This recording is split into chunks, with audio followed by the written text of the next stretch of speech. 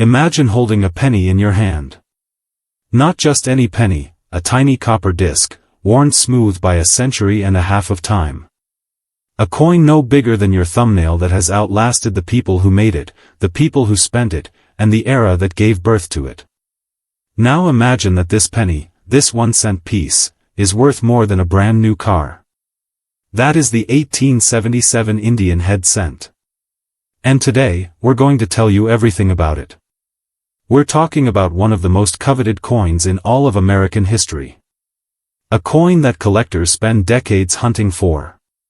A coin that, when it shows up at auction, makes the whole room hold its breath.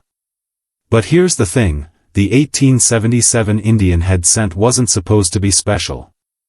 It wasn't struck to be rare. It wasn't made as a collector's item.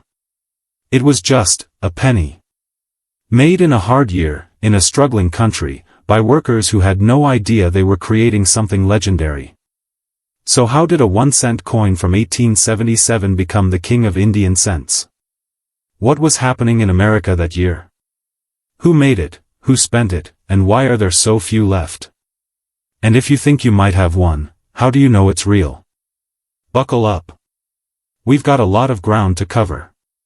To understand why the 1877 Indian head cent is so rare, you first have to understand the world it was born into. And 1877 was not a good time to be an American. Let's rewind just a few years. It's September 1873. J. Cook & Company, one of the most powerful banking firms in the United States, collapses overnight. Just gone. And like dominoes falling, banks across the country begin to fail. Stock markets crash. Railroads, the lifeblood of the American economy at the time, go bankrupt one after another. This is the Panic of 1873. And what followed it was the longest economic depression the United States had ever seen up to that point. Historians sometimes call it the Long Depression. And by 1877, 4 years into this economic nightmare, the country was still deep in the hole. Unemployment was brutal. Estimates suggest that somewhere between 1 and 3 million workers, in a country of only about 46 million people, were out of work. Wages for those who did have jobs had been slashed repeatedly. A worker who made a decent living in 1872 was probably earning 30 or 40% less by 1877. And then the summer of 1877 exploded. In July of that year, railroad workers across the country went on strike. It started in Martinsburg, West Virginia, when the Baltimore and Ohio Railroad announced yet another wage cut. Workers walked off the job. Within days, the strike had spread to Maryland, Pennsylvania, Illinois, Missouri. It became the first major nationwide labor strike in American history. There were riots. There were deaths. President Rutherford B. Hayes, who had himself taken office just months earlier after one of the most disputed elections in American history, called in federal troops to break the strikes. It was, by almost any measure, one of the most turbulent domestic moments between the Civil War and the turn of the 20th century.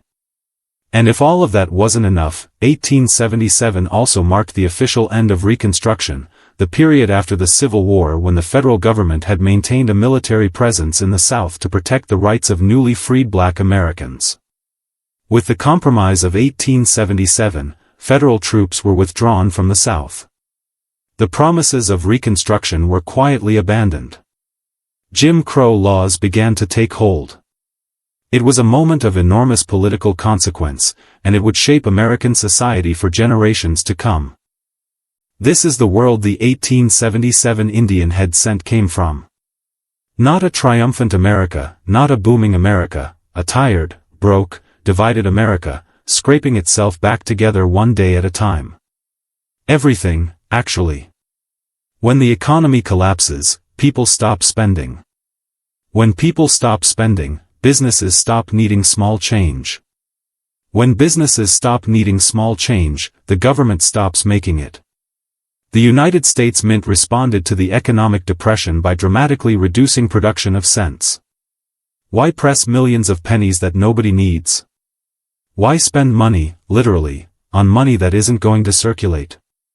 And so, in 1877, the Philadelphia Mint produced just 852,500 Indian head cents for circulation. That's it.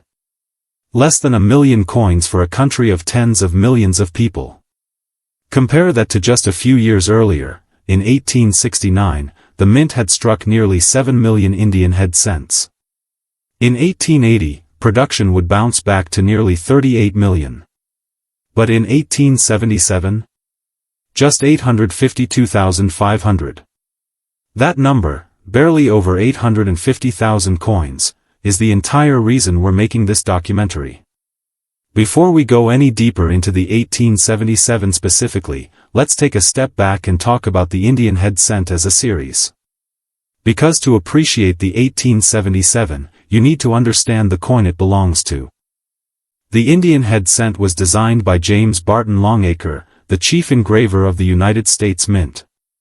Longacre was a self-taught artist from Pennsylvania who had worked his way up from engraving portraits to becoming one of the most prolific coin designers in American history. He introduced the Indian head cent design in 1859, replacing the earlier flying eagle cent. The new design featured, on the obverse, that's the front of the coin, a portrait of Lady Liberty wearing a Native American headdress. The word Liberty appears on the headband. 13 stars surround the portrait, representing the original 13 colonies. And the date appears at the bottom. Now, and this is a common question, is the figure on the coin actually a Native American? The short answer is no. It's Lady Liberty, the classical allegorical figure of freedom, wearing a Native American war bonnet. It was a popular artistic convention of the era, meant to symbolize America's connection to the land. Some stories claim that Longacre modeled the portrait after a young Native American girl who visited the Mint, but most historians consider this to be legend rather than documented fact. The figure is stylistically consistent with the classically trained European tradition of depicting allegorical figures. On the reverse, the back, of most Indian head cents, you'll find a simple but elegant wreath of oak leaves and arrows, tied with a ribbon at the bottom. In the center of the wreath is the denomination, 1 cent. And the words United States of America arc across the top. In the later years of the series, from 1860 onward, a small shield was added to the top of the wreath, giving the design a more formal, patriotic look. The 1877, of course, features this shield reverse. Early Indian head cents were made of copper nickel, a harder, lighter alloy. But in 1864, the composition changed to 95% copper and 5% tin and zinc, a softer alloy that gave the coins their warm, reddish-brown color. This change also allowed the coins to be struck more crisply, with finer detail. The 1877 is a bronze coin, 95% copper, 5% tin and zinc, with a diameter of 19 millimeters and a weight of 3.11 grams. Small, simple, and beautiful. The Indian head cent series ran from 1859 all the way to 1909, 50 years. It was replaced in 1909 by the Lincoln cent, which is still produced today and which celebrated its own 100th anniversary in 2009. Over those 50 years, some years produced hundreds of millions of coins. Some years, like 1877, produced almost none. And it's that variation in mintage that creates the hierarchy of rarity that makes Indian head cent collecting such a fascinating pursuit. Collectors often refer to the series as having a few key dates, the years that are exceptionally hard to find in any grade. The 1877 is the undisputed king of those key dates. The 1909, yes, is another, but that's a story for another documentary. There's something deeply compelling about collecting a single series like the Indian head cent. You're building a timeline, literally, of 50 years of American history, one small copper coin at a time. Each date and mint mark tells a story. Each coin is a physical artifact of the year it was made. And the 1877 sits at the very heart of that story. It's the coin that every serious Indian head cent collector both needs and dreads needing, because finding a genuine example in decent condition, at a price you can afford, is one of the greatest challenges in the hobby. Let's talk about how these coins were actually made, because understanding the minting process helps you understand both the coin's beauty and its rarity. In 1877, there was only one mint in the United States producing Indian head cents, the Philadelphia Mint. The San Francisco Mint was producing gold and silver coins, the heavy hitters of the era. The Carson City Mint, in Nevada, was focused almost entirely on silver. Philadelphia, as the nation's original and premier mint, handled the small change. The Philadelphia Mint of the 1870s was located on Chestnut Street, a massive, impressive building that had been constructed in the 1830s and had served as the center of American coinage ever since. It was a place of controlled, almost militaristic precision, where workers operated under strict supervision and coins were produced in enormous quantities, except, of course, in years like 1877. The process of making a coin in the 1870s would be recognizable to anyone familiar with modern minting, though the equipment was obviously far more primitive. It started with planchets, blank metal discs cut from strips of the appropriate alloy. For the 1877 cent, these were bronze planchets, 19 mm in diameter. The strips were rolled to the correct thickness, then fed through a blanking press that punched out circular discs. These blank discs were then sent through an upsetting mill, a machine that squeezed the edges of the planchet slightly, creating a raised rim. This rim would help the dies strike the coin more cleanly and also helped protect the design from where once the coin entered circulation. The rimmed planchets were then cleaned, sometimes annealed, heated and slowly cooled to soften the metal, and prepared for striking. The actual stamping of the coin happened in a coining press. The planchet was placed between two dies, a top die and a bottom die, each carved with a mirror image of the coin's design. The press would slam the two dies together with enormous pressure, thousands of pounds per square inch, forcing the metal of the planchet to flow into every detail of the die. In a fraction of a second, a blank metal disc became a coin. The dies themselves were masterpieces of craftsmanship. They were created by the mint's engravers, who would first produce a large-scale plaster model of the design, then use a reducing lathe called a Jonvier transfer machine to reduce the model to the exact size of the coin and transfer it onto a steel master hub. From the master hub, working dies were produced for use in the presses. The quality of the dies, the quality of the planchets, and the calibration of the press all affected the final appearance of the coin.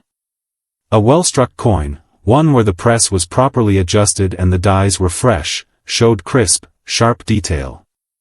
Poorly struck coins, or those struck late in the life of worn dies, showed softer detail and mushy features. Now, here's the question that always comes up. If the 1877 is so desirable, why didn't the mint just make more? The answer is supply and demand, plain and simple. The mint didn't strike coins to make collectors happy, it struck coins to meet the economic needs of the country.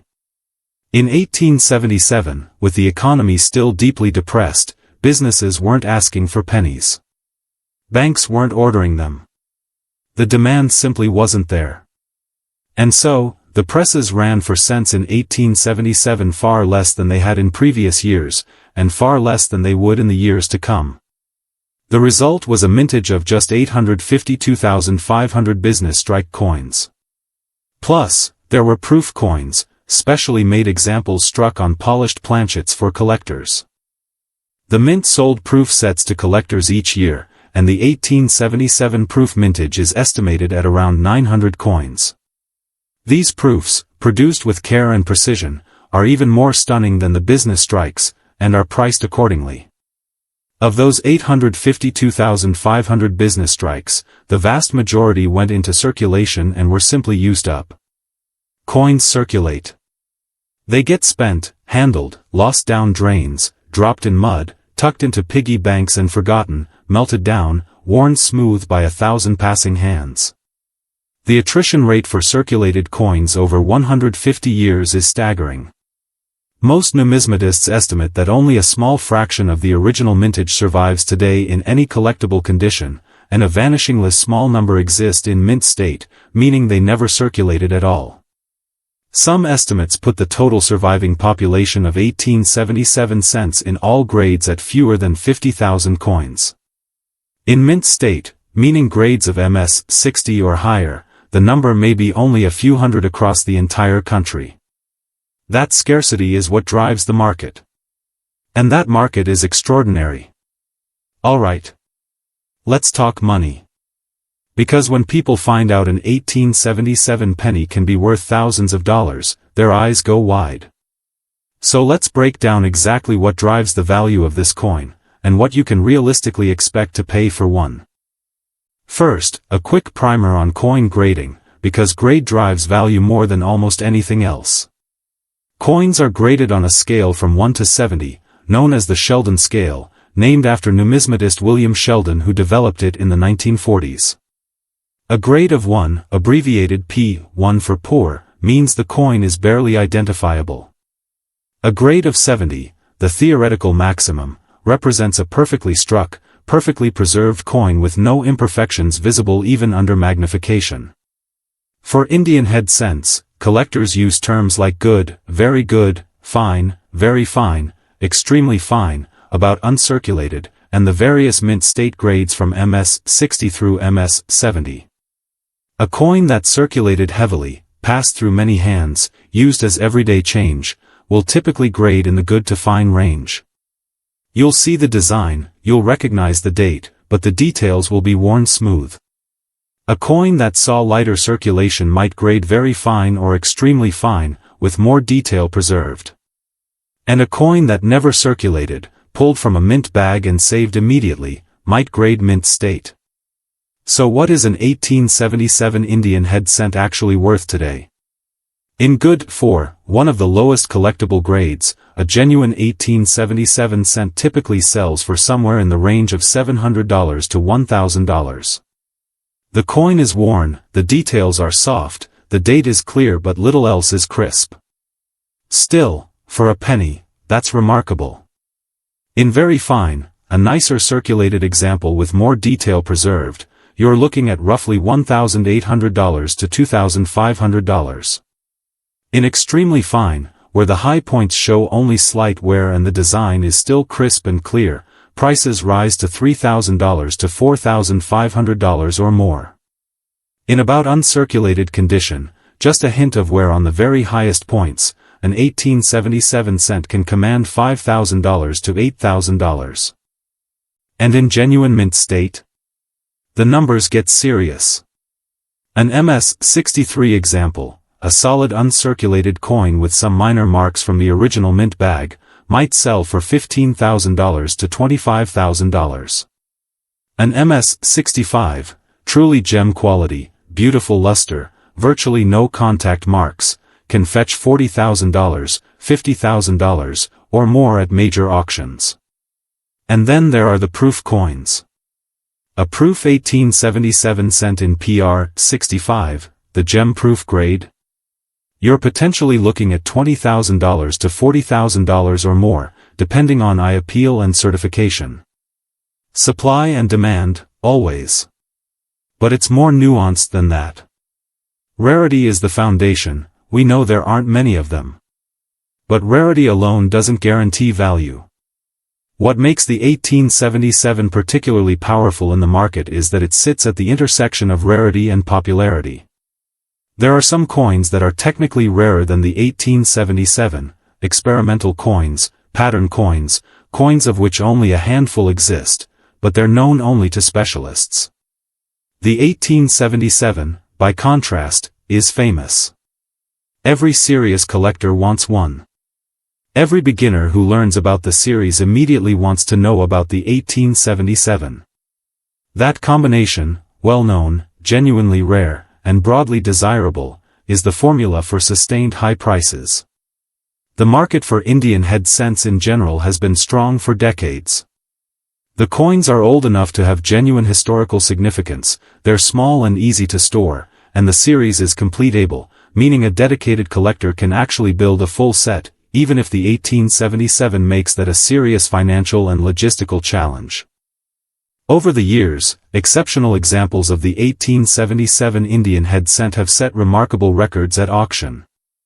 Stax Bowers, PCGS, NGC, and Heritage Auctions have all seen stunning examples cross the block.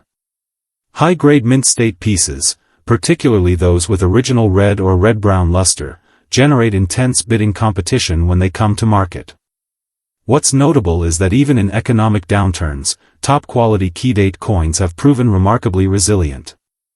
Collectors who invest in truly exceptional examples tend to hold them for the long term, and when they do sell, the results often exceed expectations.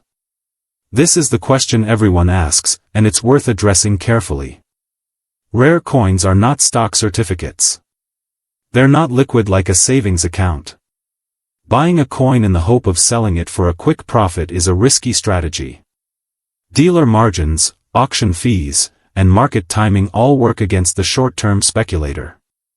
But for collectors who buy quality coins they love, at fair prices, from reputable sources, and hold them for the long term, the historical record for key-date American coins has been strong. The 1877 Indian head cent, in particular, has appreciated significantly over the past 50 years. The most important rule, though, and every experienced numismatist will tell you this, is to buy the coin, not the holder. A beautiful, original, problem-free example of the 1877 in any grade is worth far more than a cleaned, artificially toned, or otherwise compromised coin hiding behind a high grade on its slab label. But we'll talk more about that in a moment. Alright. Let's talk about the dark side of the 1877, because with great value comes great temptation. The 1877 Indian head cent is, without question, one of the most frequently faked, altered, and misrepresented coins in American numismatics. If you're ever offered one at a bargain price without professional certification, be very, very careful. Let's walk through exactly what you need to know. There are three main ways a fraudulent 1877 can end up in front of you, and each requires a different approach to detect. A counterfeit is a coin struck with fake dies to mimic an original. Counterfeit Indian head cents exist, and some are sophisticated enough to fool beginners. What to look for? Counterfeits often have incorrect weight. A genuine 1877 cent weighs 3.11 grams. Any significant deviation is a red flag. The planchet composition may also be wrong. Modern counterfeits sometimes use the wrong alloy, giving the coin a different color or a slightly different sound when dropped on a hard surface. Die characteristics are also telling. Genuine coins have specific die features, tiny die scratches, polish lines, and positional relationships between design elements, that counterfeit dies almost never perfectly replicate. Knowing the die varieties of the 1877 cent is enormously helpful here. This is perhaps the most common form of fraud with the 1877, and it's sneaky. An unscrupulous person takes a common, inexpensive Indian head cent, say, an 1871 or an 1879, and alters the date to read 1877. How? The digits are physically altered, sometimes with a tool, sometimes through a chemical process, sometimes by adding metal. The result, if done skillfully, can fool the naked eye. The most commonly used source coins for alterations are the 1870, 1871, and 1879, because the shapes of those digits can be made to resemble a 1877 with careful manipulation. Detection: look closely at the date with magnification. On a genuine 1877, the numerals should be cleanly struck, consistent in size and depth, with tool marks, altered contours, or inconsistent surfaces nowhere to be seen. The digits on an altered coin often show subtle irregularities, a slight bump where metal was added, a slightly different depth on one numeral versus the others, or microscopic tool marks. The position of the date relative to the denticles, those small tooth-like features around the rim, should also match known genuine examples exactly. Reference resources and variety guides can help you calibrate this. Not all 1877 fraud is about faking rarity. Sometimes the problem is a genuine 1877 that has been cleaned, polished, artificially retoned, or otherwise processed to hide damage or improve its apparent grade. A cleaned coin, One that has been polished with abrasive chemicals or mechanical means, loses the natural luster and surface characteristics that make it desirable. Under magnification, you'll often see hairlines, tiny parallel scratches left by the cleaning agent. The coin may look unnaturally bright or brassy. Retoning is the process of applying chemicals to simulate natural toning on a cleaned or problem coin. Natural toning develops over decades as the coin's surface reacts with the environment. It shows in beautiful blues, browns, reds, and greens in a natural, random pattern. Artificial toning tends to look applied, too uniform, too perfectly placed, or in colors that don't quite ring true. The single most important protection for any buyer of a high-value coin is professional certification by a reputable third-party grading service. In the United States, the two dominant services are PCGS, the Professional Coin Grading Service, and NGC, the Numismatic Guarantee Company. Both services employ expert numismatists who examine coins under magnification, authenticate them, assess their grade, and then seal them in a tamper-evident plastic holder, commonly called a slab, with a label indicating the coin's details and assigned grade. For an 1877 Indian head cent, buying a certified example from PCGS or NGC dramatically reduces the risk of acquiring a counterfeit or problem coin. These services guarantee their grades, and the holders themselves are extremely difficult to fake. Does certification eliminate all risk? No.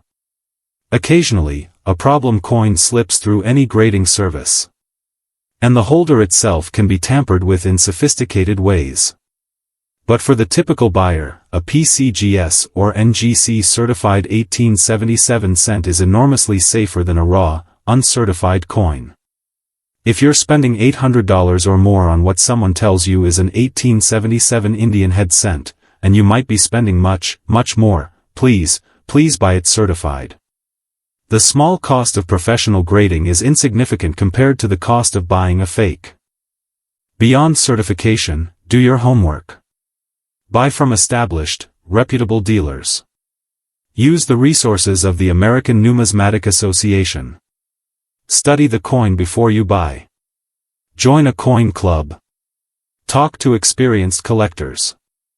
The numismatic community, by and large, is a generous and knowledgeable one.